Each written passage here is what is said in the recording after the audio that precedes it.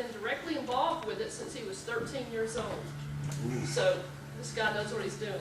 His mission is to remove animals that are a problem to people or offices, and he captures and relocates. So that's what I love about Charles, is that he loves the animals, he cares about them and their well-being as well as yours. So he's got a lot of good stuff to share with us this morning. I want to introduce to you Charles Harris with Apex Wildlife Control.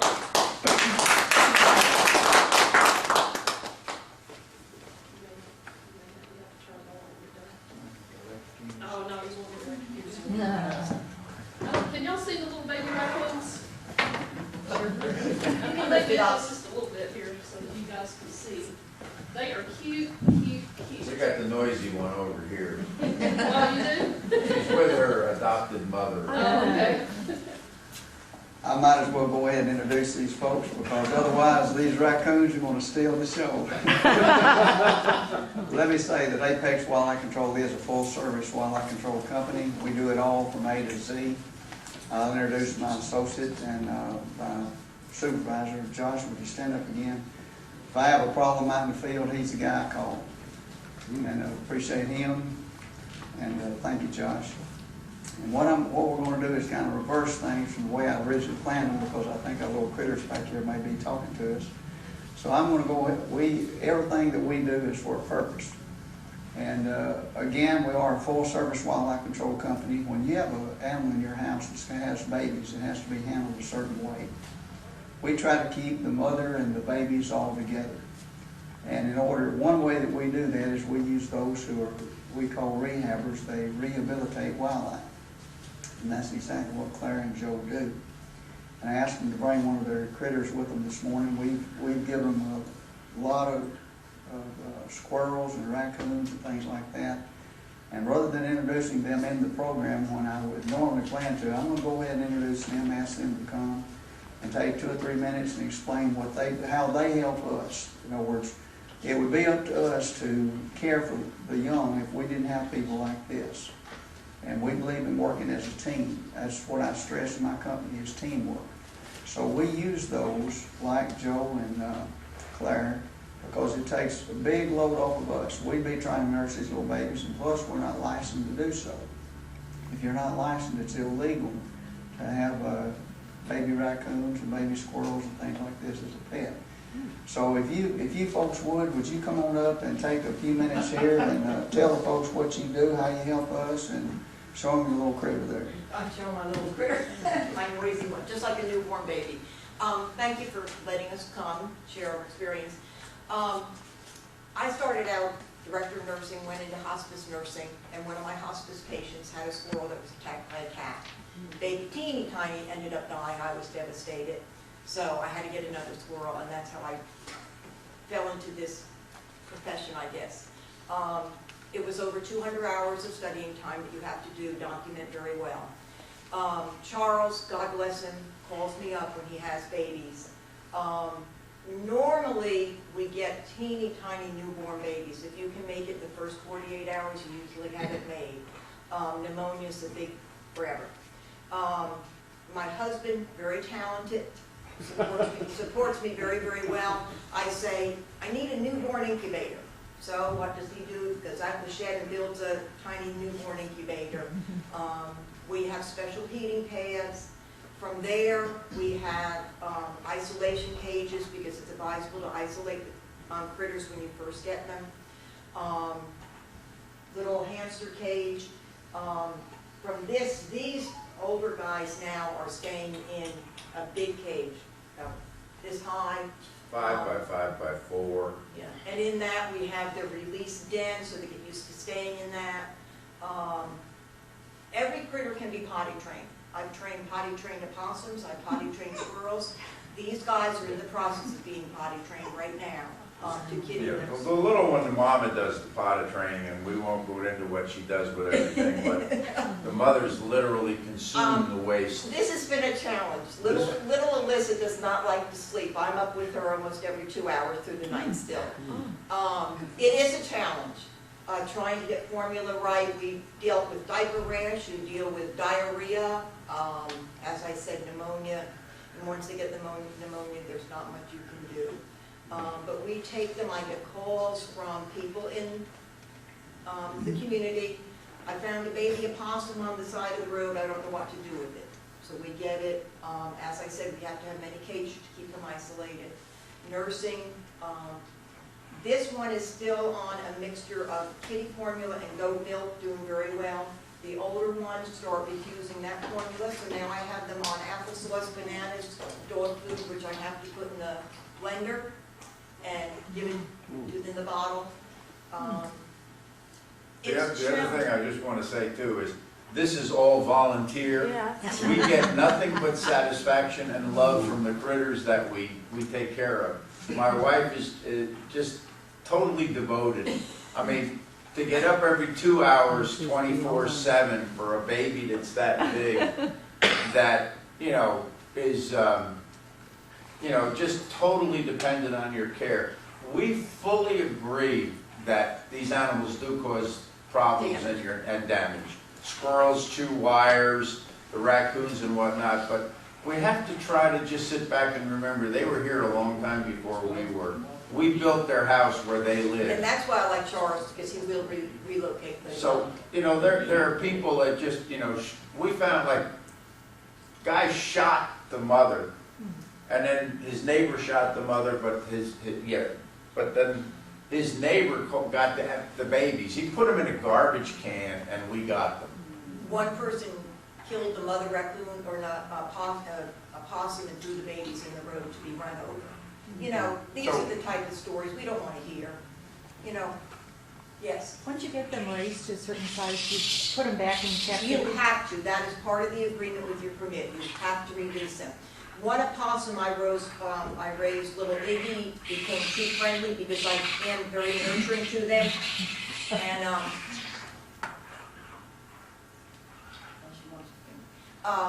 he is down at the Lichterman Nature Center. The other thing is, they get to a certain point, you do not want them in your house. I also raise orchids. I have peanuts growing all out of my orchids, peanut plants. They are destructive.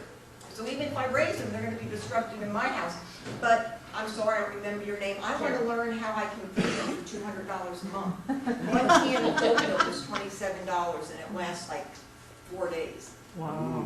So, any other questions before I turn it over to Charles? And thank you for letting me. You just got to get a bigger one out for you, so they Do let do all your do critters grow. here that you raise have names? Do you name them? I name all of them. Well, for one thing, it's easier to keep them separated. And at one point, I had like 17 squirrels. My husband got mad at me. I was putting nail polish behind their ears just a little bit because you don't know who you fed and who you haven't. So you have to have some way identification. And it's just naming, rather than 1, 2, 3, it was just easier to name. I let my grandchildren name them usually. Yes, in the back. Last week, we were going to bring squirrels. There's a question. What? Please pardon me, I had to leave for a few seconds, but where do you receive your funding from? The government or? Talk about retirement, yes. It's out of our pocket at this point. We are extremely fortunate due to the excellent people that have taught us over the years how to plan your retirement. I started planning my retirement in 1961. But on the other And I have hand, taken care of it, so that's it, it's us. we do want to get a little flyer that says if you capture a baby and give it to us for adoption or, to raise, rehabilitate, some way of gently saying, it cost about $75, we figured, to raise one with the food and everything else. That's not my time. So I am open to donations, and I promise you, it will go to So these far, our residents. donation account is $20. But we're not, that's nothing against this. We love what we're doing, and And we're you going to have two other continue questions? doing it. How do you choose your release area, and is there a do not call list? Right now, it's a Wolf River Boulevard. We're only about a block away from that. Most of the squirrels are released in our backyard. Luckily, we have a neighbor on one side with an acre, we have an acre, and neighbors on the other side have an acre, and they're very agreeable to the squirrels. The one neighbor collects acorns for us. So, but the raccoons we will not release in a neighborhood. They go in the down by the Wolf River, Humphreys Boulevard area. And then we do have 4 lots in Candlewood Lakes that we will be releasing them out. Just a quick question, do they ever come back for, We released 1 squirrel, little chipper, and after about a month, my husband went out, we were sitting in the patio having wine, and little chipper would come up to us. Well, one day little chipper decided he wanted to come back in the house. And he ran in the house, got inside, looked around, they want to be released. They want to go. They do become vicious after a while. Even, well, Diggy didn't say vicious, but.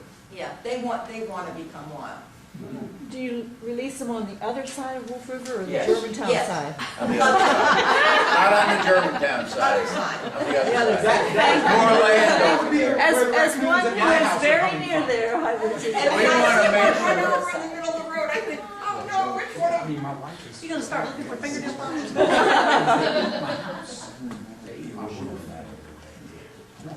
Yeah. One other thing, what are they really averse to? Keep them from getting in your house to begin with. What have you found that they really don't like? Mothballs or ammonia? I've heard all these things. That's what. Cats. Yeah, I have 2 cats that stand under the feeders in the morning, and they will not come out of their nesting houses once they see the cat.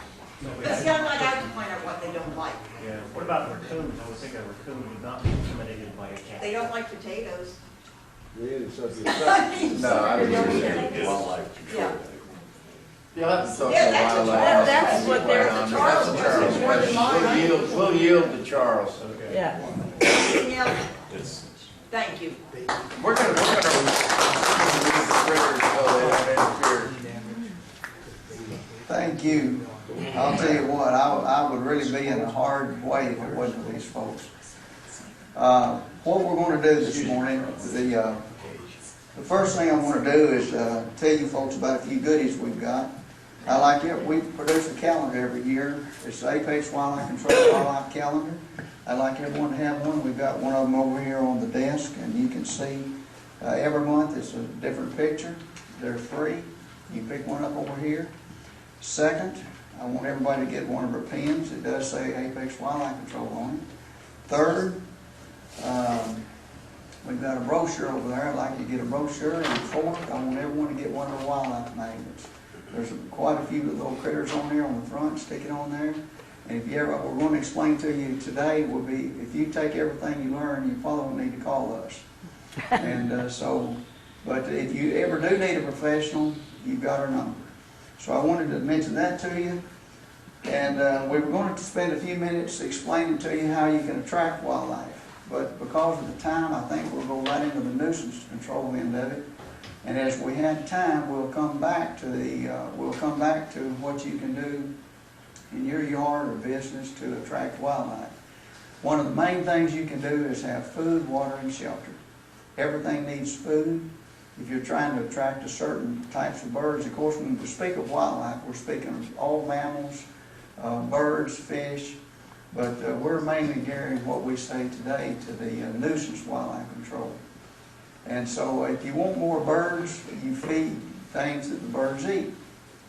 If you want more birds and squirrels, you have to have trees, fruit trees, nut trees. This is what we encourage people to do. And you can enjoy wildlife without it becoming a nuisance. How can you enjoy wildlife without it becoming a nuisance? One of the things you have to do is protect your house. And there are certain things that you can do if you know what to do to keep animals from coming in. If you have a bird feeder, sooner or later there's a good chance that you may get rats. Rats is an unwanted wildlife. And so one of the things that we recommend is pushing the bird feeders out away from the house. And there are a lot of things like that we can do. But what we want to do is explain to you what we do with animals. You're familiar with the relocation. We've talked about relocation, our folks, friends here have. We've got a wildlife reserve. And this is a picture of some of our wildlife reserve. We've got what we do, we relocate to the wildlife reserve. You've got to have, in Tennessee, you can't just go out and dump an animal. Most people don't realize it, but these animals come back. A raccoon needs to be taken, to make sure he doesn't come back, you need to take him 20 miles. Years ago, I was doing a tracking job in Lookout Mountain, Tennessee. And I met a man that he hired us to come in and do trapping for raccoons. And he told me he caught 40 raccoons over a period of, I believe he said about 3 or 4 months. Well, I did the math and I thought, that's not possible. And so I asked him, I said, well, sir, what are you doing with these raccoons? Well, he lived on top of Lookout Mountain. He was taken to the bottom of Lookout Mountain, which as a crow flies is only about 3 miles. And so these same raccoons were coming back. I think there was a test that was done. I believe there was 1 raccoon that came back at 20 miles. Now, when we relocate predators, foxes, bobcats, coyotes, and things like that, forget 20 miles. They'll have some of these animals may have 20 miles in their range, in their home range. So that's the reason we do have a wildlife reserve. I'll tell you just a little bit about the reserve. Here's some pictures. I realize these pictures are too small, but you can come up and see them afterwards. We've got plenty of den trees on the reserve. We actually get paid by the government. And what you can do, those of you that have land, you can enhance your own yards, your backyard, your front yard for wildlife. If you have areas that are 4 or 5 acres, 3 or 4 acres, you can actually rent this to the government in a long-term lease program, but it has to qualify. The way land qualifies is if it's been farmed. And so if you have an area and you're not farming it, and you can take that area and farm it for several years, it's in what's called the Conservation Reserve Program. Then you can put in a wildlife habitat program, and we've got 1 farm that's 102 acres. It's rented to the government, a long-term lease. We receive money each year off of it, and we use it as a release site. We have a second farm that's 126 acres. That's what this is here. You can see some of we raise commodities. We raise corn and beans, and there's always plenty of corn and beans left over for the wildlife. What people can do is, if you have a large field, you can leave the borders where you leave plenty of food for the wildlife, and that's what these pictures are here. If you don't have a place where you can release wildlife, a lot of people don't realize, but you can't just go out and dump an animal, and you certainly don't want to do that. But in all states are different. Tennessee's different than other states. Some states, when you catch a critter, you have to take it out to the edge of town and turn it loose. There are some states that require you can get the animal out of the house, but you have to release it on the spot. Tennessee's a little bit different, so I'll just say if you have a problem with animals, we're going to tell you how you can solve your own problem.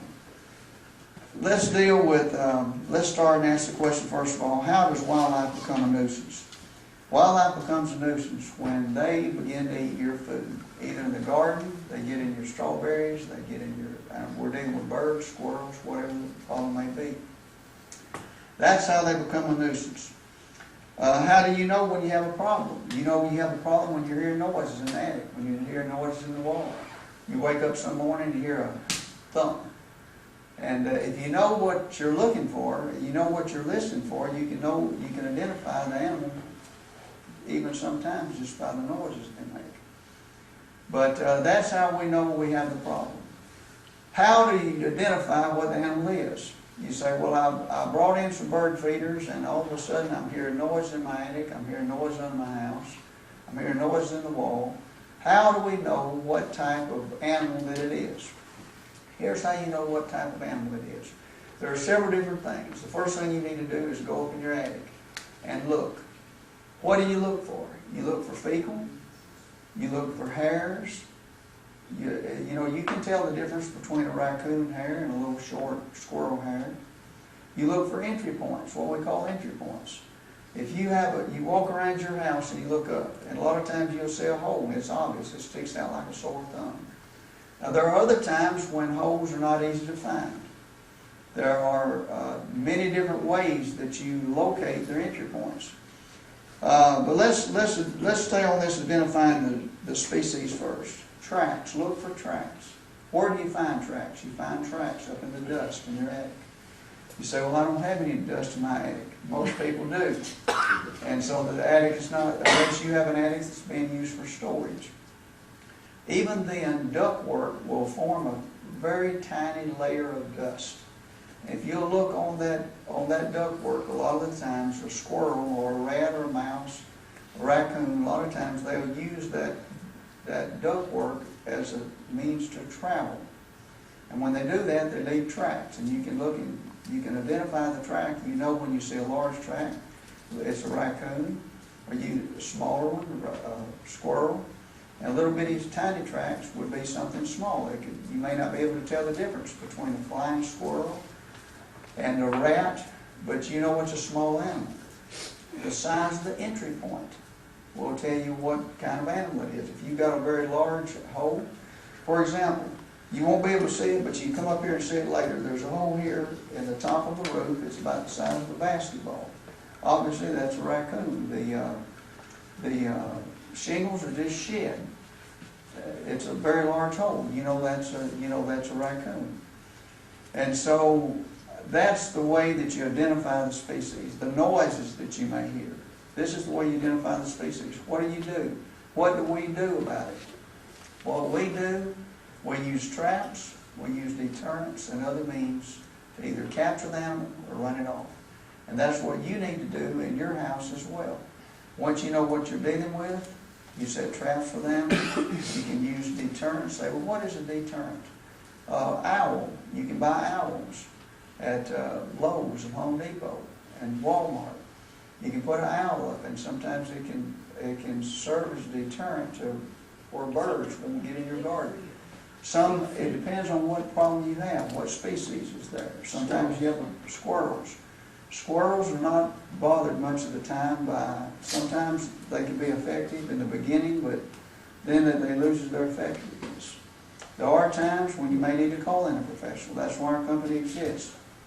But you can learn to deal with some of these problems yourself. Now, yes ma'am. Is a dog odor a deterrent to a squirrel?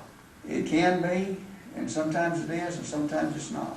A lot of times it is a question of, it's both and, it's not either or. And sometimes it can be a deterrent, and sometimes it might not be a deterrent. Some squirrels, that's the end of the problem. Most of the time, it might not be effective. Yes. Canadian geese. Canadian geese, you've got to have a special permit. Any kind of migratory bird, you have to have a special permit. We get calls for everything. In the last week, we've got a call for an alligator. An alligator was spotted in Millington in a holding pond. Oh my. We got a call for deer. We get calls all the time for raccoons and squirrels. And let me stay on track just for a minute, and then we'll have a time when we take some questions and answers. What do? We use traps, we use deterrents, we capture the animal, we relocate the animal. Now let me say that mice and rats are not relocated. We will do that if a person hires us for that purpose. I have relocated mice and I've relocated rats. We normally don't do it, but we will do it if we're hired for that purpose. Whatever, we are a full service wildlife control company, we do it all. We do repairs, and that's what I'm going to deal with right now. There are a lot of pictures up here. Here's some before and after repairs that we've done. Where are the entry points? The entry points can be anywhere. They can be on the side of your house. They can be on vents, different vents. Sometimes need to be screened. Weep holes, sometimes large weep holes will need to be screened or sealed. And so these are the types of things that you're looking for. You've got to know what animal you're dealing with first. Then you've got to know, here's the animal I'm dealing with. This is what I need to do. Then you need to repair these holes, get rid of the animals, repair the holes. That's what these before and after pictures are for. This is a picture that my daughter took, which is a bobcat that we relocated not too far from our reserve. We had a company in town that had sightings. We captured the bobcat live. Predators are very hard to catch. Here's foxes. We did a job for we've done 2 different jobs for the Germantown municipality. Here's some foxes we captured. They were relocated. Here's a coyote that we captured. We got a call from the police department right at the end of the year. We went down and were able to be successful in catching a coyote down in the Midtown area. You have cats that's disappearing. It's probably time to take that prey off and then eat it. And we've got to be careful about relocating, getting too many predators on our wildlife reserve, and so we're very particular about that as well. All these different pictures, we are beekeepers as well.